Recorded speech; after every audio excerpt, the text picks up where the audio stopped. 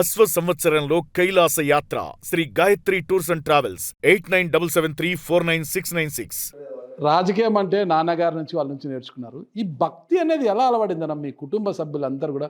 ఎక్కడ గుడులున్నా, ఎక్కడ మఠాలున్నా, ఎక్కడ స్వాములున్నా, ఎవరున్నా కూడా వెంటనే ఎక్కడ వాలిపోతారు. స్వాములు అంటే ఫస్ట్ ఇంటికి రప్పించుకుంటారు. ఇంత భక్తిభావము ఎలా వచ్చిందంటారు మీ కుటుంబానికి ఇదంతా? ముఖ్యంగా మా నాన్నగారు కూడా పూజ చేసేవాళ్ళే. పెద్దోళ్ళు ఒక రకంగా ఉండేది, కానీ మా అమ్మ వాళ్ళ ఇంట్లో ఎక్కువ పూజలు.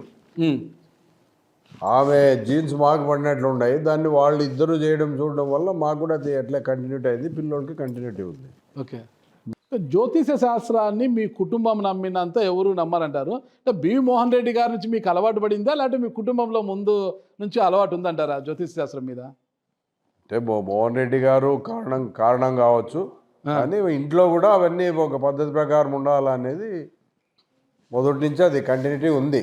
ఓకే, చెప్తున్నా కదా, తల్లి ఇంట్లో జనరల్గా వాళ్ళు ఎక్కువ శాస్త్రాన్ని, అప్పుడు వాళ్ళ నాన్నగారు కావచ్చు, ఇది మా తాత మా అమ్మ నాన్న వాళ్ళు కావచ్చు, వాళ్ళు ఎక్కువ చూసేవాళ్ళు. మా ఇంట్లో కూడా వీళ్ళంతా కాకపోయినా పూజ భక్తి గౌరవం అని చేసేవాళ్ళు. ఎవరు చేసినా మినిమం ఒక హాఫ్ అన్ అవర్ అంటే చేసుకుంటారు ప్రతిరోజు కూడా అందరూ.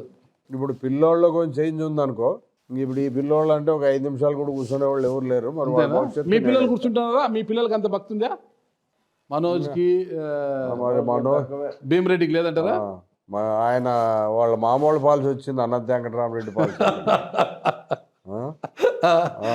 రాజకీయ చతురత అంతా కూడా వాళ్ళ మామ పాలసీ వచ్చిందా? వాళ్ళ మామ పాలసీ వచ్చింది, మీది రాలేదు. జీన్స్ మీది కదా. ఆయన తప్పించుకునే మార్గాలు చూడాలి కదా. వాళ్ళ మామూలు ఉదాహరణ చూస్తాడు, వాళ్ళేం పూజ చేస్తారా, నేను కూడా ఇట్లా మొక్కుతానంట. వాళ్ళ మామది టెక్నిక్ ఈజీ కదా, ఇట్లా మొక్కేది, అది ఒక సెకండో నిమిషమో ఎప్పుడో మొక్కుంటారు, వెళ్ళిపోతారు. వాళ్ళ అమ్మ ఇన్సిడెంట్ జరగడం కూడా ఒక రకంగా ఇంకా కొంచెం ఇదైంది. అప్పుడు చనిపోవడం వల్ల మా అమ్మ అన్ని పూజలు చేస్తుండే, ఎఫెక్ట్ కూడా ఎక్కువ ఉంది. ఏమైంది అనేది కూడా కొంచెం ప్రభావం పనిచేసింది. కాబట్టి ఎవరి ఇష్టం వాళ్ళది అనుకుని విడిచిపెట్టినాము ఎవరంతా. మనోజ్, ఇప్పుడు ఇదంతా క్లారిటీ వచ్చింది. మీ పెద్దనాన్న కూడా చెప్పేశాడు 2029లో మళ్ళీ నేనే పోటీ చేస్తాను, నాన్న కూడా పోటీ చేస్తాడు. నీకు ఎప్పుడెప్పుడు ఎమ్మెల్యే కావాలని ఆలోచన లేదా? నాకు అట్లాంటిది ఏం లేదన్న. ఫస్ట్ మా నాన్నోళ్ళ తర్వాత మేము అది ఎలా ముందుకు తీసుకుపోలేదు దాని గురించి ఆలోచిస్తాను తప్ప, మాకు రేపే ఎమ్మెల్యే అయిపోవాలా, రేపే అన్ని చేసేయాలనే కోరిక అయితే ఎప్పటికీ ఉండదు. వాళ్ళ అడుగుజాడలో మేము నడుస్తాం తప్ప అట్లా ముందుకు పోయి ఓవర్ పవర్ చేసి వెళ్ళిపోవాలా స్ట్రైట్ ఫార్వర్డ్ అనేది అయితే లేదు. రాజ్యాలు లేవు, రాజరికాలు లేవు, ఇవన్నీ లేవు కదా ఇప్పుడు. కానీ ఇక్కడ ఈ రాజరిక వ్యవస్థ అంటే రాజు తర్వాత కొడుకు, మళ్ళా యువరాజు, మళ్ళీ ఆయనకు రాజరికం కట్టడం, ఇలా ఉంటాయి కదా. మీ కుటుంబంలో అంటే మీ కుటుంబం తర్వాత మీ పిల్లలకే ఎమ్మెల్యే టికెట్లు రావాలని కోరుకుంటున్నారు మీరు? ఇవన్నీ కూడా ఎప్పుడైతే ప్రజల్లో ఉంటేనే వస్తుంది అది. ప్రజలు ఇప్పుడు మా ద్వారా వాళ్ళు ప్రజలకు సర్వీస్ చేయాలి బాగా. అంత ఈజీగా ఎవరు పడితే వాళ్ళ ఎమ్మెల్యేకి అదేమి మనకు మొదటి నుంచి వచ్చింది కాదు అది. మనం సర్వీస్ చేసి మనం తెచ్చుకోవాలి దాన్ని. ఓకే, అప్పుడే ఏదైనా కానీ అవుతారు. కానీ ఊరికే తండ్రి ఎమ్మెల్యే అయితే కొడుకు ఎమ్మెల్యే కాదు రూల్ ఉంది ఏమన్నది. సర్వీస్ అట్టేం లే. ఇప్పుడు రాజశేఖర రెడ్డి ముఖ్యమంత్రి చాలా మంది అయినారు, ముఖ్యమంత్రి కొడుకులు చాలా మంది ఉన్నారు, ఎవరు కాలేవాళ్ళు. అంటే జగన్మోహన్ రెడ్డి ప్రజల్లోకి పోయినాడు, సర్వీస్ చేస్తానని చెప్పేసి నమ్మకం కలిగించినాడు కాబట్టి ఆయన ముఖ్యమంత్రి కాగలిగినాడు. అట్లా మా తరపున కూడా వీళ్ళకు ఉన్న వాళ్ళు సర్వీస్ చేయాలి. ఫస్ట్ కష్ట నష్టాలు తెలుసుకోవాలి, ఏం దీని లోతుకు పోవాలి. వీళ్ళు ప్రజల్లోకి పోయినప్పుడే ఏదైనా కానీ చేసుకోగలుగుతారు. కానీ ఏదో మా తాత ఎమ్మెల్యే అయినాడు, మా నాయన ఎమ్మెల్యే అయినాడు, నేను ఎమ్మెల్యే కావాలంటే అది అంత ఈజీ కాదు. అవి కూడా ఏదన్నా మన ద్వారా మనం ఉన్నప్పుడే ప్రజల్లోకి పోయి వాళ్ళతో మమేకమైపోవాలి. ఫస్ట్ అది వాళ్ళ మమేకమైనప్పుడే వాళ్ళతో వాళ్ళ బాధలు కష్టాలు తెలుసుకొని వాళ్ళు సర్వీస్ చేసినప్పుడే ఏదన్నా కాగలుగుతారేమో. కానీ ఊరికే తండ్రి అయినాడే కొడుకు అవుతాడనేది ఆలోచన ఎప్పుడు పెట్టుకోలేదు మా వాళ్ళు కూడా. నేను మొదటి చెప్పిండేది అదే మనోజ్ కూడా, సర్వీస్ ఫస్ట్ తెలుసుకోను ఏమి ఎట్లా ఏమని. మేము కష్టపడి 40 ఏళ్ళు 30 ఏళ్ళు కష్టపడి అటుకు వచ్చినాం. మేము కూడా ప్రజల చదివినాం, ఏమి పరిస్థితులు ఏమి, వీళ్ళు ఏ విధంగా సర్వీస్ చేయాలా, వాళ్ళు ఏవేదైతే ఆలోచనలు ఉంటాయో దాని మీద మనం అవగాహన ఉంది కాబట్టి ఈరోజు మేము ఎమ్మెల్యే కాగలిగినాం. ఆదోని మాకు సంబంధం ఏమన్నా వాస్తవంగా చెప్పాలంటే మీరు అన్నట్లుగా ఒకవేళ ఊరుకుంట సొంత నియోజకవర్గం ఉండొచ్చు, ఆడ ఊరు ఉండొచ్చు, ఆడ పేరు ఉండొచ్చు, ఈడ మంత్రాలయంలో ఇక్కడ కూడా ఆ రకంగా ఉండొచ్చు. ఇప్పుడు ఆదోన్లోన అంత ఎదగాలంటే కూడా అంత ఈజీ కాదు కదా. బాగా తెలిసిపోయినాము, ప్రజలతో కలిసినాము, మమేకమైనాం కాబట్టి, ప్రజల నాటి తెలుసుకున్నాం కాబట్టి ఈరోజు ఎమ్మెల్యే కాగలిగినాం, 3 సార్లు కాగలిగినాం. ఏదున్నా వాళ్ళు కూడా అదే చెప్తా ఉంటాను నేను, ఏదన్నా అంత ఈజీగా లేదు, సర్వీస్ చేయాలా, ఖర్చు పెట్టాలి, రెండు ఉండాలా. సర్వీస్ చేసేది కాదు కదా. నిన్నటి రోజు నేను గమనించాను, రాంపురం వచ్చేప్పుడు రాంపురం రామలింగేశ్వర స్వామి తిరునాళ్ళు జరిగింది ఇక్కడ పెద్ద ఎత్తున.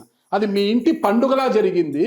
కారణం ఏంటంటే అది మీ ఇంటి ఇలువెల్ప రాంపురం రామలింగేశ్వర స్వామి మొత్తం మా ల్యాండ్లోనే స్వయంభూ శివుడు, స్వయంభూ. అంటే అది మా ల్యాండ్ అప్పట్లో. ఆ, స్వయంభూ అక్కడ గుంటకు పాస్తున్నప్పుడు దానికి తగిలింది. ఇప్పటికీ మార్కు ఉంటుంది మా రామలింగేశ్వర స్వామి మీద, ఉమ్, లింగం పైన. ఉమ్, అప్పుడు మా ఆవు కూడా అక్కడ పోయి పాలు ఇచ్చేది, కానీ అక్కడే పుట్టలేదు, ఏం లేదు, పాలు ఇస్తూ ఉండేది అక్కడ. ఉమ్, ఎందుకని చూస్తూ ఉంటే ఎందుకు మా ఆవు ఇక్కడ మనకి ఇవ్వడం లేదంటే పోయి అక్కడ ఊరికే పాలు అక్కడ ఇచ్చేసేది ల్యాండ్లోనే. ఉమ్, ఆ తర్వాత ఏం దాన్ని పట్టించుకోలేదు పెద్దగా. గుంటకు పాస్తూ ఉన్నప్పుడు తగిలింది, ఉమ్, ఇక్కడ ఏదో ఉందని చూస్తే లింగం ఉంది. ఓకే. అందుకే ఆయన పవర్తోనే అప్పటి నుంచి మా తాతల కాలం నుంచి మేము అట్లే కంటిన్యూ చేస్తున్నాం. ఒకసారి ఈ గ్రామంలో కూడా అనుకున్నారు మా తాతలు లేకుండా ఎందుకు ఇక్కకూడదు అని కూడా రథోత్సవాన్ని, ఉమ్, కానీ ముందుకు కదలలేదు అప్పుడు. ఉమ్. అంటే ఇది రామలింగేశ్వర స్వామి తిరునాళ్ళంటే మీ ఇంటి పండుగన ఇది అంత పెద్ద ఎత్తున చేశారు. అదే ఒక పండగ మాకు దీంట్లో మా గ్రామంలో. అంటే మీ గురించి తీసుకుంటే అన్న, మీరు ఐకమత్యంగా ఉన్నారు, తోడుకోడలు ఐకమత్యంగా ఉన్నారు, మీ పిల్లల భార్యలు కూడా అలాగే ఉన్నారు, వాళ్ళు కూడా ఆ కోడళ్ళు కూడా అలాగే ఐకమత్యంగా ఉన్నారా? మేము అన్నదమ్ములు అంతా బాగున్నాం కాబట్టి అందరూ వాళ్ళు కూడా అంతా మా అన్న మాట తీసేం కాబట్టి ఎలాంటి పరపచ్చాలు లేవు. శివరాముడు అన్న ఒకటి మళ్ళీ ఏం తప్పుగా అనుకోద్దండి, సరదాగా అడుగుతున్నా. నిన్నటి చూస్తున్నా మీ కుటుంబం అంతా దాదాపు ఒక 50 మంది దాకా కనిపించారు ఇంట్లో. ఇంత పెద్ద ఇల్లు, చాలా పెద్ద ఇల్లు, ఇన్ని బెడ్రూమ్స్, ఇంతమంది జనం ఉన్నారు. మొత్తం లేకొస్తే 2 బాత్రూమ్లు కనిపిస్తున్నాయి నాకు. అట్లయితే యూనిటీగా ఉంటారు కదా, లేకపోతే ఎవరి పాటికి వాళ్ళు స్నానం చేసి ఎవరి పాటికి వెళ్ళిపోతే ఉండరు కదా.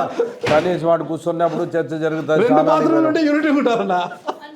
అట్లా కాదు, నేను మామూలు డైలీ దినచర్యలు అవి. ఇప్పుడు ఆడకు ఒక దగ్గర గుంపై కూర్చోవడానికి అవకాశాలు ఉంటాయి కదా, స్నానం చేసేకపోతారు, ఆడ వెయిటింగ్ అంతా మాట్లాడదాం కాలక్షేపం, పిల్లోళ్ళు కానీ వాళ్ళు కానీ అంటే అన్ని 10 బాత్రూంలో 10 ఇవి ఉన్నాయనుకోండి, అంతా ఒకేసారి స్నానం చేస్తే దేవుడు పని మీద వాడిపోతాడు, సెల్లు చూసుకుంటారు, కూర్చుంటారు. ఓకే, అప్పుడు అఫెక్షన్ పెరగదు కదా. ఓకే, మాట మంతి పెరగాలంటే ఉత్త జనాలు చూడాలా. కరెక్టే. ఇప్పుడు అన్ని రూమ్లు ఇప్పుడు ఈ హాల్లోనే అందరూ పండుకుంటారు, అంతా ఇక్కడ కూర్చొని రాత్రి కబుర్లు చేసుకుంటారు, ఒకరికొరు ఎవరు పిల్లోళ్ళు ఆడుతుంటారు, పెద్దోళ్ళు మాట్లాడుతుంటారు. అట్లా ఎవరు వాళ్ళు, ఎందుకంటే హాల్ కాకుండా అన్ని 10-20 రూములు పెట్టి అటాచ్డ్ బాత్రూమ్ పెట్టచ్చు. కానీ పెడితే ఎవరు రూమ్ వాళ్ళు పరిమితి పెడతారు. ఇప్పుడు చూస్తున్నారు కదా, ఒకే దగ్గర కలిసి ఉండడానికి ఎప్పుడు సంక్రాంతికి ఎప్పుడు వచ్చినా కూడా గుంపు పెద్దది కదా, స్నానాలు చేయాలన్నా అందరికి ఒకటేసారి రాదు కదా. వాటి వెనక ఇంకోటి ఉంది బిల్డింగ్, ఆఫీస్లో కూడా 3 ఉన్నాయి. నియోజకవర్గాలు ఎవరు వాళ్ళు పంచుకున్నారు ఇక్కడ, కరెక్ట్గా ఉన్నాయి. అంటే ఆస్తులోనే కాదు, రాజకీయంలో కూడా ఆడపిల్లలకు వాటా ఇవ్వాల్సిందే ఖచ్చితంగా. మీ సోదరుడైతే ఎమ్మిగనూరుకి ఎమ్మెల్యే భవిష్యత్తులోనే ఫిక్స్ అయిపోయింది, ఇంకో సోదరుడు మంత్రాలయము. అంటే మీకు రాజకీయంగా ఎదగాలి, మీరు కూడా రాజకీయాల్లో ఉండాలి, ఎమ్మెల్యే కావాలని ఆకాంక్ష లేదమ్మా? నాకు ఎప్పుడు అలాంటి ఆలోచన లేదు. ఎందుకమ్మా లేదు? లేదా ముందు నుంచి లేదా?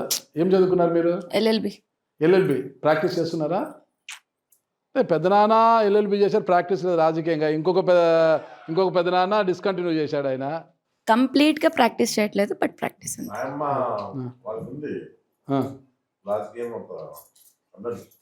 Okay, okay. అంటే మీకైతే రాజకీయాలు ఇంట్రెస్ట్ లేదు. మీ పరిస్థితి అమ్మా? మేమేం లేదండి. మీకు ఇంట్రెస్ట్ లేదు? ఓకే. అన్ననా తమ్ముడా మనోజ్ మానిక? తమ్ముడా? నాన్నగారు రాజకీయ వారసత్వం మీరేం తీసుకొస్తున్నారు నాన్న నుంచి? నాన్న నుంచి ఏం లేదండి. నాన్న నుంచి ఏం లేదా? ప్రేమ అభిమానం మాత్రమే. శివరామరెడ్డి అన్న కూతురు కదా మీరు? అంటే భీమిరెడ్డి పరిస్థితి ఇంకేం అర్థం కాలేదు. జగన్మోహన్ రెడ్డి గారు చూసుకుంటారు నా భవిష్యత్తు గురించి అని భీమిరెడ్డి అంటున్నారు. మీ పరిస్థితి ఏంటమ్మా? మీకు రాజకీయంగా ఇంట్రెస్ట్ ఉందా లేదా? పరిస్థితి ఏముందన్న, ఎప్పుడైనా మారచ్చు, ఏది ఒకటి స్టిక్ అయి ఉండదు. సో ఎప్పుడు ఆపర్చునిటీ వస్తే అప్పుడు. మీకు ఇంట్రెస్ట్ ఉందా? రాజకీయంగా ఇంట్రెస్ట్ ఉందా? నాకు లేదన్న. మా అన్నకు ఏ టైంలో ఏ అవసరం వచ్చినా నేను అండగా ఉంటాను. మీకు ఇంట్రెస్ట్ లేదు? లేదన్న. ఓకే. కోడళ్ళు ఉన్నారు ఇక్కడ ఇద్దరు, అనంతపురం మాజీ ఎంపీ అండ్ మాజీ ఎమ్మెల్యే అనంత వెంకటరామరెడ్డి గారు కుమార్తె గారాలపట్టి. అయ్యో అలా అంతా ఏం లేదన్న. శివరామరెడ్డి గారు కోడల్ని. ఎలా ఉందమ్మా ఇంత పెద్ద కుటుంబంలోకి వచ్చారు మీరు?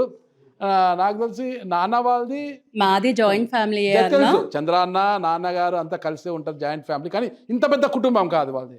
సేమ్ అలా ఎలాగా ఉందో ఇలా ఇక్కడ కూడా అలాగే ఉంది. ఇంత పెద్ద కుటుంబంలోకి వచ్చారు, అంత ఎఫెక్షన్ అంతా ఉందా మీకు? అందరు బాగా చూపిస్తారన్న, మాకు బాగా గైడ్ చేస్తారు, మంచి చెడ్డ అన్ని చెప్తారు. సో వాళ్ళు ఎలా చెప్తే అలా వింటూ వెళ్తాము. ఓకే. నాన్నగారు తర్వాత అనంతపురం నుంచి మీ బాబాయ్ పోటీ చేయాలనుందా, మీ హస్బెండ్ పోటీ చేయాలనుందా మీకు? అలా ఏం లేదన్న. అనంత ఫ్యామిలీకి ఇక్కడికి ఏం సంబంధం లేదు. లేదంటారా?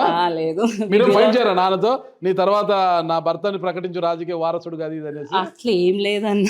డెమోక్రటిక్ కంట్రీ, ఎవరైనా ఎక్కడి నుంచి అయినా పోటీ చేయొచ్చు, అవకాశం రావాలి అంతే. అవునా? ఎవరైనా అడగొచ్చు. కదమ్మా. నేను చేశానన్న, నేను లా చేశాను. ఎందుకు అంత ప్రాక్టీస్ అయితే చేయట్లేదు నాకు తెలిసి మీరు? చెయ్యట్లేదన్న. మరి ఎందుకు లా చేశారు అసలు? అప్పుడు ఇంట్రెస్ట్ ఉందా, సో చేశాను. ఓకే. అంటే మీ భర్త ఇంట్రెస్టా మీకు ఇంట్రెస్ట్? నాకే ఇంట్రెస్ట్. మరి ప్రాక్టీస్ చేయొచ్చు కదా? చేయలేదన్న. దాని తర్వాత పిల్లలు, వీళ్ళ చదువులు, అలా కొంచెం ఫ్యామిలీకి కేటాయించారు. మీ భర్త భీమరెడ్డిని ఎమ్మెల్యేగా చూడాలని ఉందా లేదా? చూడొచ్చు, నాకే కాదు అందరికీ ఉంటుంది. చూడొచ్చు. ఎక్కడి నుంచి? అనంతపురం నుంచి ఒకరి నుంచా? ఇట్ డిపెండ్స్ అన్న. ఇప్పుడు ఇంత ఎక్కడి నుంచి అనేది ఏముంటుంది చెప్పండి. ఓకే. మీ హస్బెండ్ ఇక్కడ నుంచి ఎమ్మెల్యే కాబోతున్నారని మీ చిన్నమామ ప్రకటించారు. ఎప్పుడెప్పుడు ఎమ్మెల్యే కాబోతారని చూడాలందా మీకు? అలా ఏం లేదన్న, వాళ్ళు ఏం డిసైడ్ చేస్తే అది. సరే, ప్రదీప్ ఇప్పటి నుంచి చిన్నాన్న కోసమో పాటుపడుతూ చిన్నాన్న కోసమే కష్టపడుతున్నాడు. భవిష్యత్తులో కూడా నాకు వద్దులే, నా భార్యని రాజకీయాలకు పంపిస్తామని మిమ్మల్ని ఎమ్మెల్యేగా నిలబెడతానంటే ఒప్పుకుంటారా? ఇంట్లో ఉన్నారు కదా, వాళ్ళ డెసిషనే ఏదన్నా సార్. అంటే ప్రదీప్ నిర్ణయిస్తే మీరు నిలబడతారా అంటున్నా నేను. మీకు ఇంట్రెస్ట్ ఉందా మా రాజకీయంగా బరిలో ఉండాలని ఇంట్రెస్ట్ ఉందా? లేదా, ఇప్పుడు ప్రస్తుతానికి లేదన్న. భవిష్యత్తులో వస్తే చెప్పలేం. ఓకే. ఓకే.